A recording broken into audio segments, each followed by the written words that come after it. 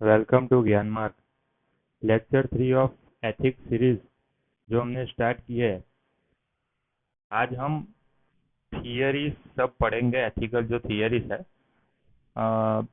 On and around 28 जैसी theories को हम कवर करेंगे। तो सबसे पहले स्टार्ट करते हैं कि स्टेट कंसिक्वेंशियलिज्म, जिसको मोहिस्ट कंसिक्वेंशियलिज्म भी बोला जाता है।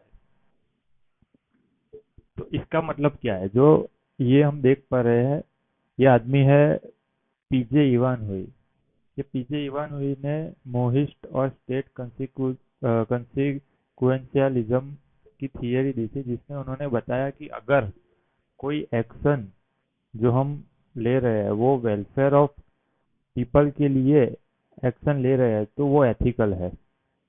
जैसे कि जीएसटी जो है पीपल के वेलफेयर के लिए लिया गया डिसीजन था।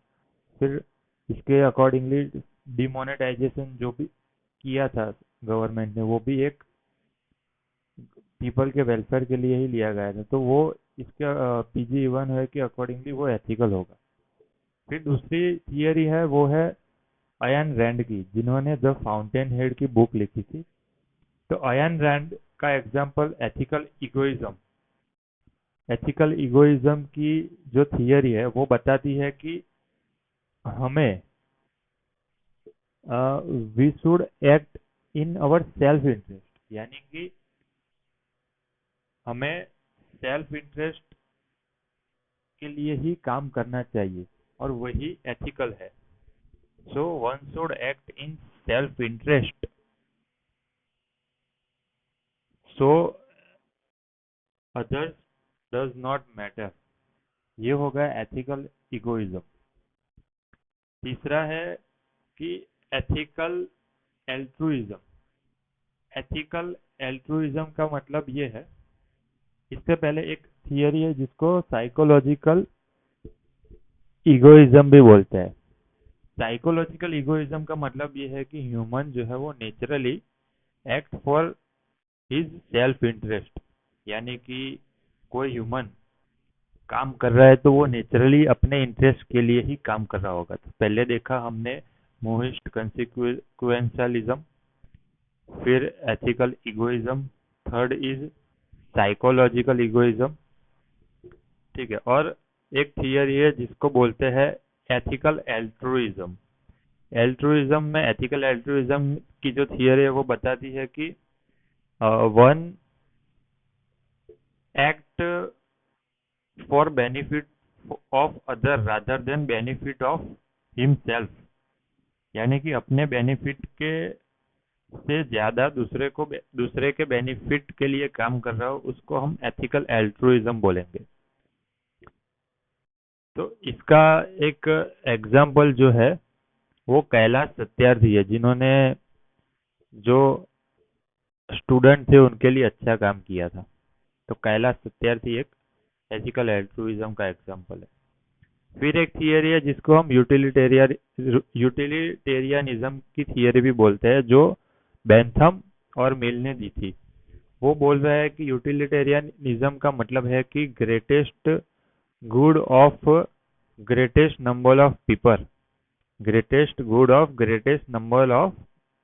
पीपल, यानी कि अगर 100 लोग हैं, उनमें से हमें कोई डिसीजन लेना है कि जो कुछ लॉ अप्लाई करना है, तो उसमें से 80 लोगों को फायदा होगा और 20 लोगों को नुकसान होगा उस लॉ से।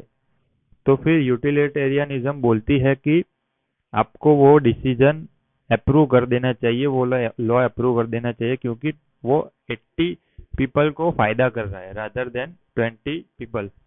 तो इसका एक नेगेटिव पॉइंट ये भी है कि वो इग्नोर करता है जो लेसर नंबर ऑफ पीपल, यानी कि 20 पीपल जो बचे थे उनको इग्नोर करता है। फिर एक थियरी है जिसे हम प्लूरालिज्म वैल्यू थियरी बोलते हैं, जो दी थी मूर, मूर। जो उन्होंने ये प्लूरालिज्म की थियरी दी थी, जिसमें वो बताते हैं कि सिर्फ यूटिलिटेरियनिज्म में जो हैप्पीनेस की बात हो रही है, greatest happiness of greatest people, तो ये सिर्फ हैप्पीनेस ही मैटर नहीं करती, उसके अलावा भी मैटर करती है, वो है नॉलेज। नॉलेज भी मैटर करता है। तो ये थी प्लूरलिज्म की थियरी। और एक थियरी है, उसे प्रैग्मेटिज्म की थियरी बोलते हैं, जो दी थी पियरी, फिर डेवे और जेम्स। जेम्स पियरी और डेवे। जेम्स पियर्स जेम्स पियर्स और डेवे, ये तीन लोगों ने प्रैग्मेटिज्म की फिलोसॉफी दी थी, और उन्होंने बताया था कि कोई भी डिसीजन लो, वो प्रैक्टिकल पॉइंट ऑफ व्यू से लेना चाहिए। यानी कि ये मिडल पाथ की थियरी से काफ़ी सिमिलरिटी रखती है प्रैग्मेटिज्म, कि हमें कोई भी एक्सट्रीम स्टेप नहीं लेना चाहिए। यानी कि कोई ज़्यादा गर्म भी नहीं होना चाहिए, ज़्यादा ठंडा भी नहीं होना चाहिए, वो प्रैग्मेटिक यानी कि वो नॉर्मल नॉर्मल टेम्परेचर जैसा होना चाहिए, वो प्रैग्मेटिज्म की थियरी है। अब आगे एक थियरी है, चार थियरी, उसको हम साथ में कवर करेंगे, जो एथिकल एक सीक्वेंस में है कि इंडिविजुअल एथिक्स। इंडिविजुअल एथिक्स यानी कि जो एथिकल इगोइज्म है, उससे काफ़ी सिमिलरिटी रखता है, कि कोई इंडिविजुअल है, उसका अच्छा होना, बेनिफिट फॉर इंडिविजुअल। दूसरा है सोसाइटल इथिक्स, सोशल इथिक्स, जिसमें सोसाइटी का अच्छा हो, यानी कि for the just good society, जिसकी डेफिनेशन हमने लास्ट लेक्चर में भी देखी थी, कि good society is the society where no one no one fall through the cracks of society, and the last person standing in the last row should be served and heard. That's a good society. That is social ethics. Economic ethics में आता है कि business ethics और work culture और trust, sustainability, इसका इंक्लूडेंस होता है। और एक है कि स्टीवार्डशिप, सस्टेनेबलशिप, एनवायरमेंटल एथिक्स, जिसमें सस्टेनेबल डेवलपमेंट की बात करते हैं। तो ये हो गए और चार प्रिंसिपल। एक एथिक्स है, उसको हम एथिक्स की थियरी, जिसको हम कल्चरल एथिकल रिलेटिविज्म बोलते हैं, CER, यानी कि tolerance to the culture of other people who are not who have not the similar culture as us. यानी कि इंडियन पीपल का कल्चर, और यहाँ पे एग्जांपल जो दिया गया है रोम का, तो रोम का कल्चर अलग अलग है, लेकिन एक दूसरे के प्रति टॉलरेंस होना चाहिए। जैसे कि एक सेंटेंस है कि जिसमें बोला जाता है कि when you are in Rome, do as Roman do. Rome में जाते हो तो जैसा रोमन पीपल करते हैं वैसा करते हैं, वो हो गया कल्चरल एथिकल रिलेटिविज्म। इसका पॉजिटिव एस्पेक्ट ये है कि यहाँ पे टॉलरेंस होता है, और नेगेटिव एस्पेक्ट ये है कि ये कल्चर पे काफ़ी डिपेंडेंट हो जाता है, सोशल चेंज ला नहीं पाता है। तो ये हो गया कल्चरल एथिकल रिलेटिविज्म। फिर एक है knower doer split. Knower doer split में ये थियरी है, जिसको दयानंद सरस्वती ने दी थी, और उन्होंने बताया था कि नोअर जो है, यानी कि लॉ को जानने वाला, वो नोअर है, फिर भी वो अकॉर्डिंग टू लॉ नहीं करता है। यानी कि डूअर वही है जो लॉ को जानता है, वो नोअर है, और अ, वो अकॉर्डिंग टू लॉ अपना एक्शन नहीं करता है। तो दोनों में स्प्लिट हो जाता है, नोइंग एंड डूइंग स्प्लिट। इसका एक एग्जांपल है पाकिस्तान का टेररिज्म। पाकिस्तान को पता है कि वो टेरर फाइनेंसिंग करता है, और टेरर जानता है कि वो टेरर अगेंस्ट द ह्यूमैनिटी है, फिर भी वो डूइंग दैट करता है, तो वो एक स्प्लिट हो गया उसमें। फिर एक थियरी है, उसको बोलते हैं डॉक्ट्राइन ऑफ डबल इफेक्ट। इसमें ये जो एग्जांपल दिया गया है, वो ट्रॉली प्रॉब्लम है, कि जहाँ पे कहीं पर भी जाओ आप, यानी कि अगर ये ट्रेन लेफ्ट लेगी या राइट लेगी, दोनों में किसी का तो नुकसान होगा ही, यानी कि डॉक्ट्राइन ऑफ डबल इफेक्ट। आप आप जो भी एक्शन ले रहे हो उसका पॉजिटिव भी है और नेगेटिव भी है हर एक्शन का। तो फिर करना क्या चाहिए? तो करना चाहिए कि we have to do good as end, यानी कि bad intention should be avoided, यानी कि हमारा इंटेंशन बैड नहीं होना चाहिए, इंटेंशन गुड होना चाहिए। और गुड इंटेंशन के साथ एक्शन लेंगे तो उसका जो साइड इफेक्ट थोड़ा सा होगा वो बैड होगा तो वो चलेगा, यानी कि honest mistake, you take decision with a good faith, so as a consequences honest mistake will be accepted, but dishonest crime will never accept it। तो डॉक्ट्राइन ऑफ डबल इफेक्ट ये बताता है कि आप गुड इंटेंशन के साथ ही काम करना चाहिए, और सभी एक्शन के दो इफेक्ट होते हैं, एक है पॉजिटिव और एक है नेगेटिव। इसको अब्राहम लिंकन का जो एक पीवाईक्यू आया हुआ था 2018 में, उन्होंने बोला था कि every government policy is an inseparable compound of two, यानी कि एवरी गवर्नमेंट पॉलिसी को इविल और गुड दोनों उसके कंसिक्वेंसेस होते हैं। So it should be more good than evil, every government policy should be more good than evil, यानी कि गवर्नमेंट पॉलिसी अच्छी ज्यादा होनी चाहिए, उसका इविल कंसिक्वेंसेस तो होगा लेकिन वो बहुत कम होना चाहिए। फिर एक थियरी है जिसको हम बोलते हैं डॉक्ट्राइन ऑफ कर्मा, जो कि महाभारत में भी बोला गया था, निष्काम कर्म वाला, और हमारे इंडियन फिलोसॉफी में भी डॉक्ट्राइन ऑफ कर्मा के ऊपर बहुत वेटेज रखा गया है। डॉक्ट्राइन ऑफ कर्मा बताते हैं कि every action has their consequences, यानी कि if the present is your effect then past is your cause, cause and effect का रिलेशन इस्टेब्लिश करता है कि every action you are doing is the cause of next consequences which will be the effect। तो आपका present है वो अगर effect है तो आपका पास्ट कॉज होगा, और अगर आपका प्रेजेंट है वो कॉज है तो आपका फ्यूचर वो आपका इफेक्ट होगा। एंड डॉक्ट्राइन ऑफ कर्मा बताते हैं कि there is no mutual cancellation of karma, यानी कि अगर आपने किसी गरीब को खिलाया तो वो आपका पॉजिटिव कर्मा हो जाएगा, लेकिन दूसरी जगह पे आपने किसी निर्दोष आदमी को हर्ट किया तो वो आपका नेगेटिव कर्मा हो जाएगा। तो दोनों कैंसल एक दूसरे से नहीं हो गए, यानी कि आपका पॉजिटिव कर्मा का जो फल होगा वो तो आपको मिलेगा ही, और नेगेटिव कर्मा का भी आपको फल मिलेगा ही। अगर आपने अच्छे काम ज्यादा किए होंगे फिर भी नेगेटिव कर्मा किए होंगे तो उसका फल तो आपको भुगतना पड़ेगा ही। तो ये हो गया डॉक्ट्राइन ऑफ कर्मा। एक नेक्स्ट थियरी ये है, उसको बोलते हैं डिस्कोर्स एथिक्स। तो डिस्कोर्स एथिक्स जो हमने जैनिज्म की फिलोसॉफी में देखा था कि जो स्यादवाद है, जिसमें बोला जाता है कि आपको अगर कोई प्रॉब्लम हो आपके फील्ड में या कॉरपोरेट सेक्टर में तो आप जो उसके पार्टिसिपेट पार्टिसिपेंट्स है यानी कि एम्प्लॉयज है उनके साथ कम्युनिकेट करके उस पर डिसीजन ले, इसको डिस्कोर्स एथिक बोला जाता है।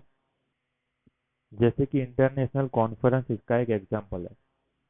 अगर दो देशों के बीच वॉर हो रहा है तो discourse ethics is a good way to resolve that conflict. तो ये होगा डिस्कोर्स एथिक्स। फिर एक थियरी है उसको बोला जाता है supererogation. Supererogation means the person go beyond his duty to help someone, यानी कि एक्ट बियॉन्ड वंस ड्यूटी। जैसे कि एक केस स्टडी था जिसमें एक ओल्ड एंड जो पढ़ी लिखी महिला नहीं है जिसकी उम्र काफी ज्यादा है, वो राशन के लिए गवर्नमेंट स्कीम के जो फायदे हैं वो लेने के लिए गवर्नमेंट के ऑफिस में आती है। तो वहाँ पे जो गवर्नमेंट ऑफिशियल था उससे पता था कि इनके पास राशन और आधार कार्ड नहीं है, तो उनको नहीं मिलेगा। लेकिन वो बियॉन्ड हिज ड्यूटी यानी कि सुपर एरोगेशन का प्रिंसिपल के साथ उनको हेल्प करने के लिए अ, उनको आधार कार्ड कहाँ से निकाला जाएगा और कैसे निकाला जाएगा उसका उनको हेल्प करता है। और after helping him for gaining Aadhaar card and ration card, that lady will able to grab the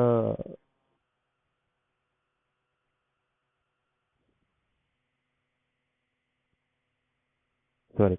हाँ तो हम कहा थे, हाँ तो कि after giving after helping that old lady, that lady will able to grab that, जो वहाँ पे उसके फायदे थे, the benefits of that scheme, वो ले पाएगी। तो वो हो गया सुपर एरोगेशन का प्रिंसिपल। फिर एक है वर्च्यू एथिक्स। वर्च्यू एथिक्स में बोला जाता है कि जो हम अगले लेक्चर में भी सीखेंगे कि एरिस्टोटल जो है उन्होंने बताया था, प्लेटो का जो वर्च्यू है, जो प्रूडेंस, जस्टिस, फोर्टिट्यूड और टेम्परेंस का है, वो है वर्च्यू एथिक्स। वो हम डिटेल में आगे देखेंगे। फिर एक डिस्ट्रीब्यूटिव जस्टिस का भी थियरी है। एक इम्पॉर्टेंट थियरी है नेचुरल राइट्स का। उसमें बोला जाता है कि जो एंशंट थियरी थी वहां पे बोला जाता था कि ये जो लाइफ है वो गिफ्ट ऑफ गॉड है। फिर मॉडर्न में ऐसा बोला गया कि लाइफ जो है लिबर्टी, फ्रेटर्निटी, इक्वालिटी के बेस्ड ऊपर होनी चाहिए। और अब अभी जो करंट सिनारियो ये है कि जो नेचुरल राइट, ह्यूमन राइट के ऊपर काफी ज्यादा इंफेसिस रखा गया है। तो ये था नेचुरल राइट थियोरी। एक है कॉन्ट्रैक्ट कॉन्ट्रैक्ट कॉन्ट्रैक्टरियनिज्म, यानी कि दो आदमी के बीच कॉन्ट्रैक्ट होता है कि ethical rules and principles are based on social contract. So people enter with each other in contract based on social contract and principles and rules. फिर आता है फेमिनिस्ट एथिक्स, जिसमें वुमेन्स के पर्सपेक्टिव, जेंडर इक्वालिटी और right की बात की जाती है। फिर आता है post modern ethics. Post modern ethics में बात इसी की किया जा सकता की जाती है कि जो ट्रेडिशनल वैल्यू थे उनको चैलेंज किया जाता है। फिर एक है क्रिएटिव एथिक्स। क्रिएटिव एथिक्स में क्रिएटिविटी, इनोवेशन के ऊपर इम्फेसिस दिया जाता है। तो ये पूरी थियरी हो गई।